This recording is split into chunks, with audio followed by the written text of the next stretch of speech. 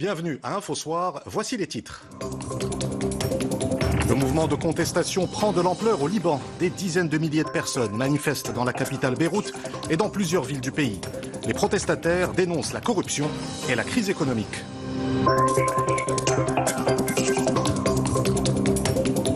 À Marrakech, une association lance un appel au don de sang. Une campagne pour répondre aux besoins de la ville ocre, estimée à 180 poches de sang par jour.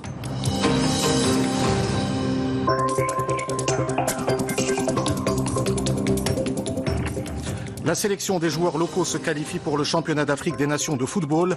Hier soir à Berkane, le Maroc a battu l'Algérie par 3-0 dans le cadre des éliminatoires du CHAN 2020 prévus au Cameroun.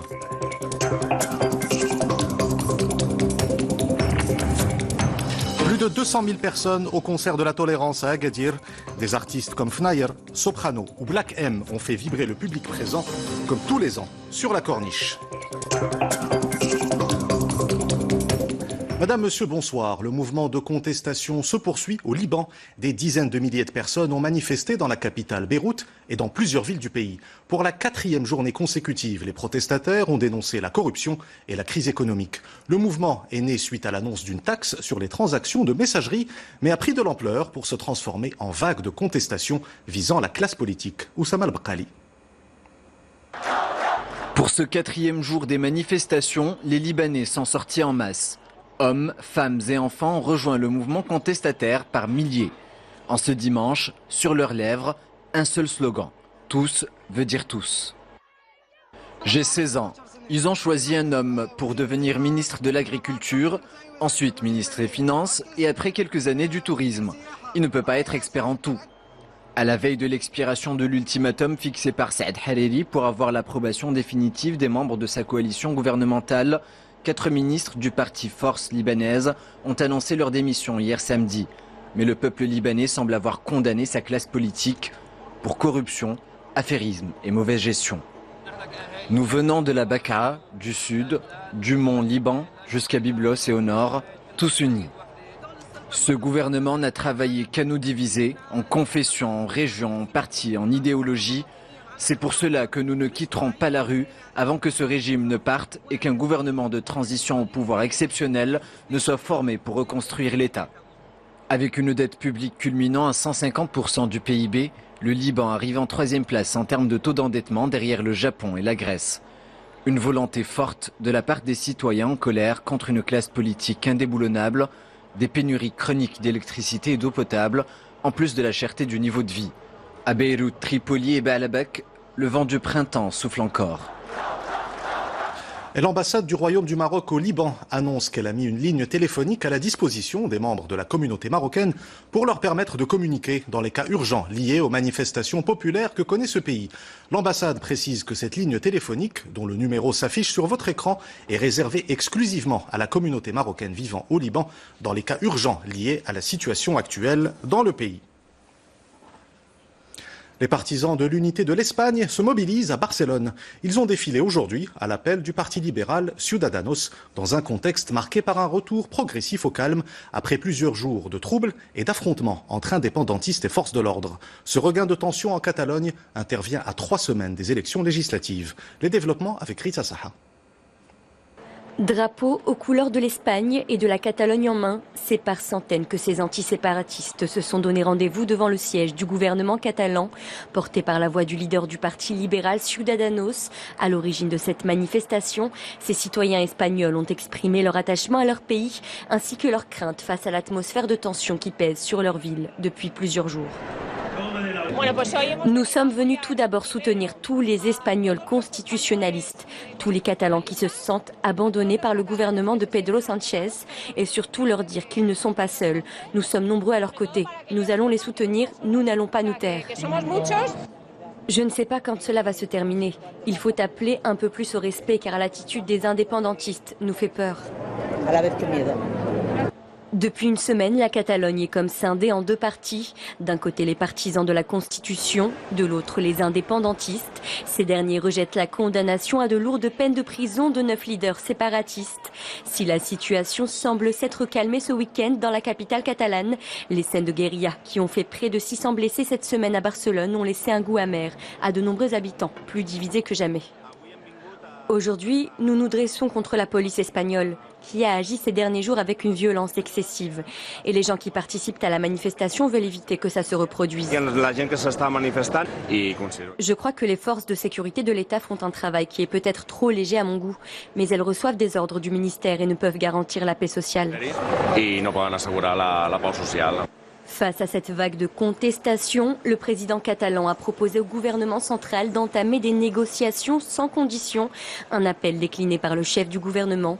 Loin de faire l'unanimité en Catalogne, Pedro Sánchez a également essuyé les critiques de la droite espagnole qui réclame la mise sous tutelle de la communauté autonome du nord du pays. Une situation qui pourrait placer le Parti socialiste en position défavorable lors des prochaines élections législatives prévues le 10 novembre prochain. Retour au Maroc avec ce bulletin spécial de la direction de la météorologie nationale. De fortes pluies sont prévues de lundi soir à mardi matin dans plusieurs régions. Les provinces concernées sont Dréouch, Nador, Oujda Angad, Berkane, Taourirt, Taza et Jarada. Des rafales de vent sont également prévues dans plusieurs provinces et des chutes de neige sont attendues à Ifrane, Azilal, Bni Mellal et Midelt. C'est un geste simple qui peut sauver une vie humaine. La société civile lance un appel au don de sang à Marrakech. Une campagne menée par une association locale pour répondre aux besoins de la ville ocre, estimée à 180 poches de sang par jour. Des stocks de sang nécessaires à la prise en charge médicale de patients en situation d'urgence. C'est un reportage de Mohamed Chahima. Le récit est de Oussama Al-Bqali.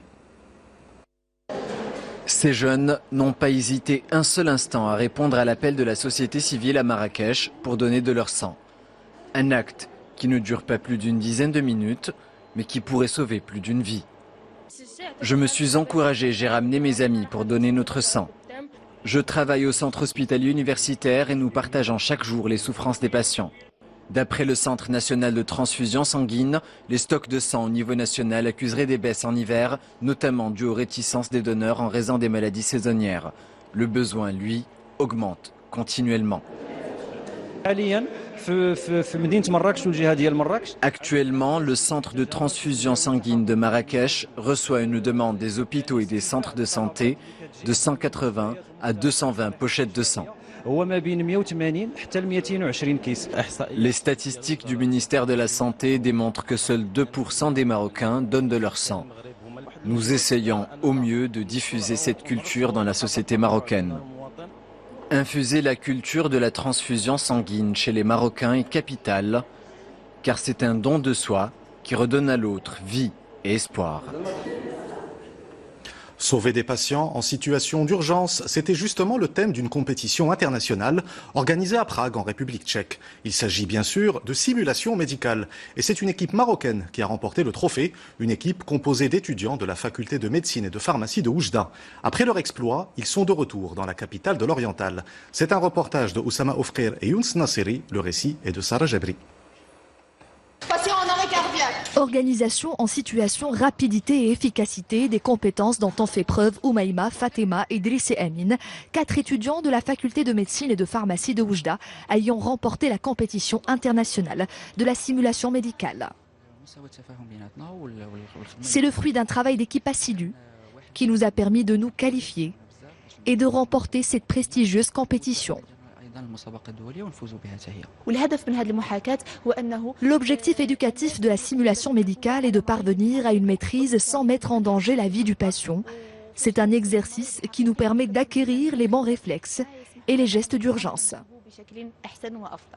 Il aura fallu des mois de préparation à l'équipe marocaine pour s'imposer lors de cette compétition internationale, d'autant plus que les équipes adverses étaient composées de médecins spécialistes expérimentés. Cela n'a pas été facile parce que nous avions affaire à des équipes composées d'urgentistes et des spécialistes en réanimation et en anesthésie. La faculté de médecine porte un intérêt particulier à ces ateliers qui sont organisés principalement par le service d'anesthésie et réanimation et au cours desquels les étudiants font face à des scénarios qui sont plus ou moins compliqués et qui peuvent retrouver dans leur futur en tant que médecin pratique. Au cours de cet exercice médical, les participants sont mis face à une situation d'urgence réelle mais simulée. Une technique pédagogique permettant aux apprenants de se familiariser avec les situations complexes rencontrées dans l'exercice de leurs fonctions. Football avec la sélection des joueurs locaux qui s'est qualifiée haut la main pour le championnat d'Afrique des Nations. Hier soir à Berkane, le Maroc a battu l'Algérie par 3-0 dans le cadre des éliminatoires du CHAN 2020 prévu au Cameroun. Retour sur les moments forts du match avec Marwan Zghari. L'équipe nationale des joueurs locaux s'est qualifiée hier pour le championnat d'Afrique des Nations aux dépens de l'Algérie. Les hommes de Hossein Amouta ont surclassé le voisin algérien sur le score de 3-0 après un score nul et vierge au match aller.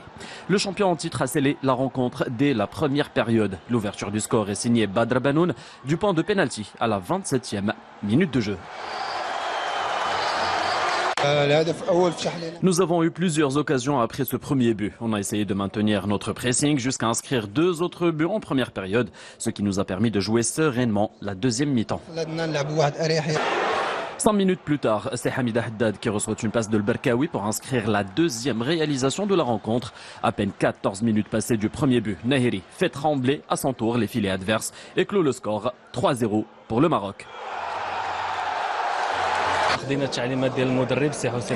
On a suivi les directives du coach Ammouta à la lettre. Il nous a donné beaucoup de conseils avant le match pour éviter le stress. Il nous a tout simplement dit « Jouez au football, je prends la responsabilité du reste ».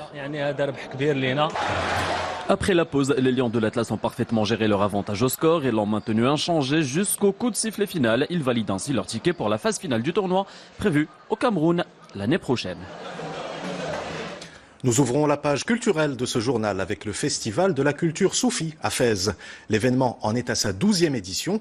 Le festival s'est ouvert hier soir avec un hommage rendu à l'œuvre et à la pensée du poète Ash-Shushtari. Un voyage au cœur du patrimoine poétique et musical de l'Andalousie du XIIIe siècle. C'est un reportage de Sarah Jabri et Driss El Cohen. Al-Shushtari, prince des troubadours, une création artistique présentée en ouverture de la 12e édition du Festival de Fès de la culture soufie. Sur scène, Françoise Atlan, Kouro Pignana et Marwan Haji subliment des textes soigneusement puisés, des recueils de celui que l'on surnomme le poète de l'amour divin. C'est une création artistique en hommage à Al-Shushtari, avec des touches marocaines, andalouses et classiques. Ce festival est exceptionnel dans la mesure où il sensibilise aux valeurs de paix et de tolérance. Et nous serons sous la direction de Oustad Mustafa Amri, qui va diriger pour l'occasion l'ensemble Al-Shushtari. Donc c'est un grand bonheur d'être ici encore pour l'ouverture de ce magnifique festival. La culture soufie, un humanisme spirituel pour notre temps, c'est à travers cette thématique que le Festival de la culture soufie invite le public à prendre part à un voyage spirituel, ponctué de soirées musicales et de débats intellectuels.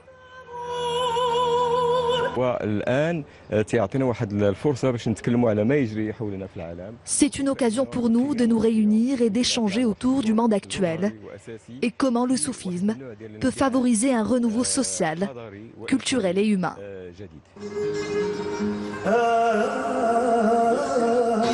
Des artistes toutes disciplines confondues, des chercheurs et des penseurs contemporains prennent part à Fès au Festival de la culture soufie, une 12e édition qui se poursuit jusqu'au samedi prochain. La musique au service de la tolérance, c'est l'esprit d'un événement qui réunit chaque année plus de 200 000 spectateurs. Agadir a accueilli hier soir le concert de la tolérance. Artistes marocains et français comme Fnayer, Soprano ou Black M ont fait vibrer le public présent sur la corniche d'Agadir. C'est un reportage de Hossein Ouzig et Rafiq Agomad. Le récit est de Rita Saha. Devant une foule en délire, Soprano a chanté pour la vie et pour l'amour. C'est d'ailleurs le titre de l'un de ses derniers tubes, Une chanson remplie de messages que le rappeur marseillais a dédié au public gadiri. La tolérance aujourd'hui, c'est quelque chose qui est important parce que c'est la clé de la paix. Ça veut dire de pouvoir vivre ensemble, accepter la différence des autres. Je trouve que c'est quelque chose d'important de prôner, de mettre en avant pour que les gens puissent vivre en paix, en liberté. Sur la corniche d'Agadir, les artistes nationaux, à l'image de Fnayer ou encore Douzi, ont offert aux plus de 200 000 spectateurs présents un show époustouflant à l'américaine avec une belle touche artistique 100% marocaine.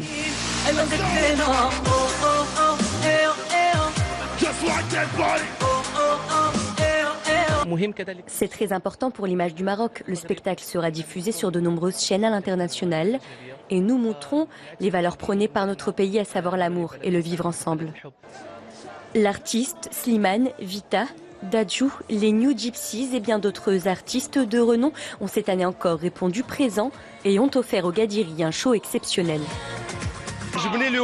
J'aime beaucoup ce concert pour la tolérance et je souhaite à tout le monde une très belle soirée.